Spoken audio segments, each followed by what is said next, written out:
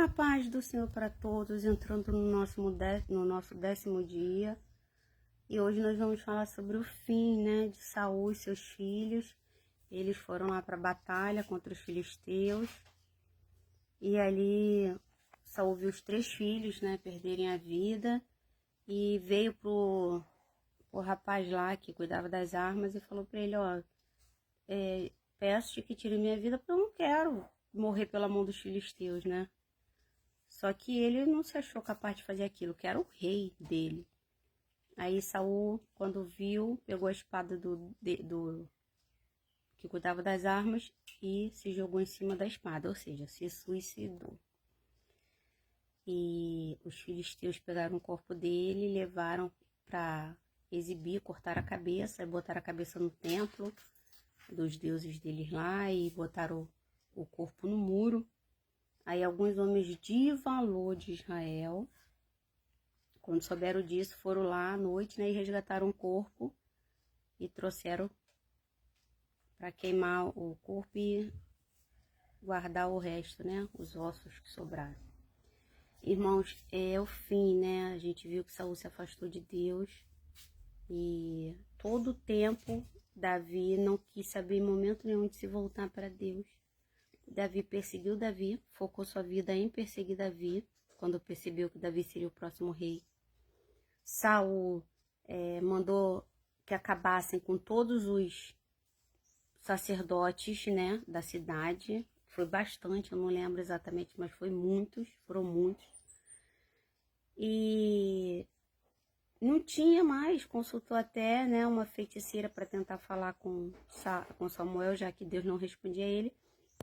Então, assim, além dele não fazer mais nada, né, para viver em comunhão com Deus, ele ainda ia fazer coisas que afastavam ainda mais ele de Deus.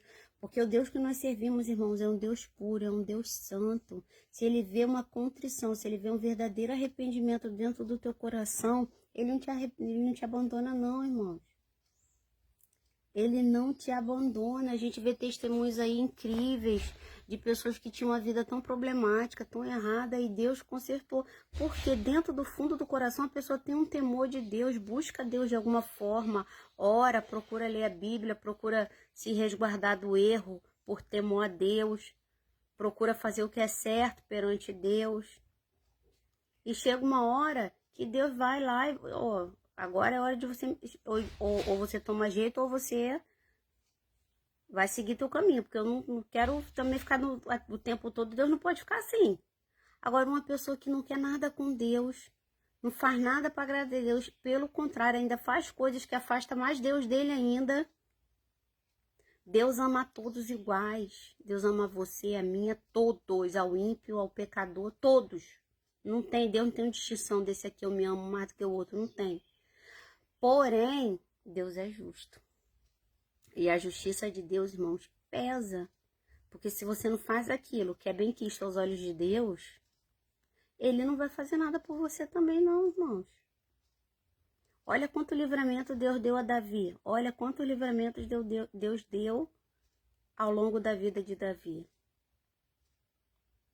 Por quê? Davi era um homem segundo o coração de Deus. Lá na frente, a gente vai ver erros de Davi também contra Deus, né? De alguma forma. Mas ele se arrepende, ele pede perdão, ele paga o preço e morre com Deus. Hoje em dia tá um mundo brincalhão, gente. Eu faço o que eu quero e depois eu peço perdão. Ah, eu posso fazer tudo o que eu quero, porque Deus perdoa, Deus justifica, Deus me aceita do jeito que eu sou. É esse o mundo do jeito que tá. E Saul aí, que foi um homem escolhido por Deus, foi o primeiro rei. A gente vê como é que acabou. Deus perdoa, perdoa, mas para isso precisa haver um arrependimento, uma mudança de hábito. E o arrependimento vem de 2 formas. A primeira é quando você vê que deu tudo errado, vai lá e se arrepende e vai pedir perdão. E a outra é quando você, mesmo não dando tudo errado, você reconhece e vai lá e pede perdão a Deus e muda. É o que chama de contrição, é o arrependimento verdadeiro, o arrependimento que dói. Independente de ter se dado mal, você se arrepende. E é isso, irmãos. A gente tem que ficar muito esperto com tudo, irmãos, porque não tá fácil. A gente não tá mais vivendo o tempo de se afastar de Deus, de viver segundo a nossa vontade, segundo o nosso querer, segundo o nosso eu.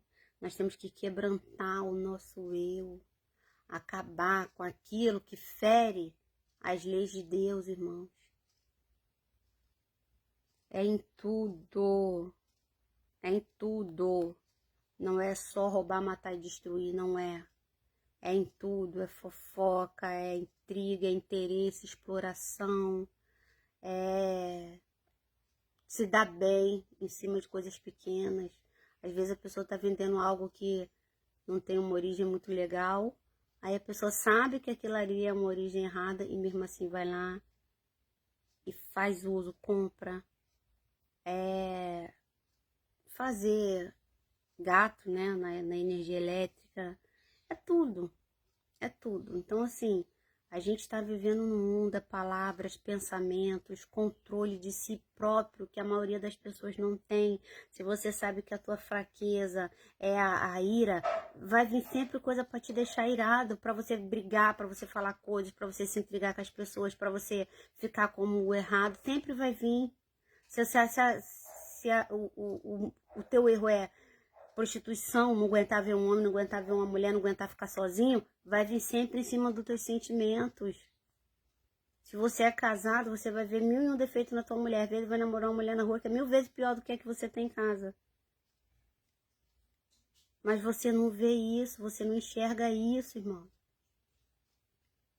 A ganância de querer ter cada vez mais e mais e mais e mais e mais. Perde a saúde, perde a comunhão com Deus. Não faz a tua parte, que é honrar a casa de Deus com as tuas ofertas, com os teus dízimos. Tem muita coisa, irmãos, que a gente faz no dia a dia, que não é tão, vamos fazer uma fofoquinha, porque aquela fulana ali, não sei o que. Fica sabendo de uma coisa, corre para falar, corre.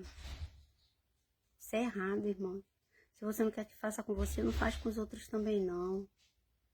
Às vezes acontece algo com a gente vai e comenta, pô, fulana fez isso e tal, até meio que para se defender, porque tem pessoas que parece que faz um auê com a tua vida, tem um problema com você, mas bota todo mundo contra você, para se defender. Agora tem coisas que você não tem nada a ver, e fica fazendo fofoca da vida dos outros, isso é horrível.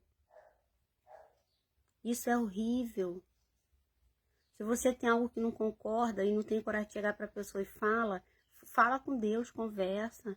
Não fica arrumando treta aqui e ali, arrumando quem se una a você, nem botando a pessoa para fazer aquilo que você que tem que fazer, que é bater de frente com quem você não gosta. Com essa história aí de Saul, a gente vê como acaba aqueles que se afastam de Deus. Aqueles que descumprem a lei de Deus. E não é de uma forma legal não, irmão. Não é. E hoje nós sabemos que tem salvação, que tem condenação eterna. E a condenação eterna é passar a eternidade inteira, irmãos. Num lugar de tortura e dor e sofrimento, onde o lugar que o fogo queima, mas não consome. A dor não cessa. Há grito e ranger de dentes.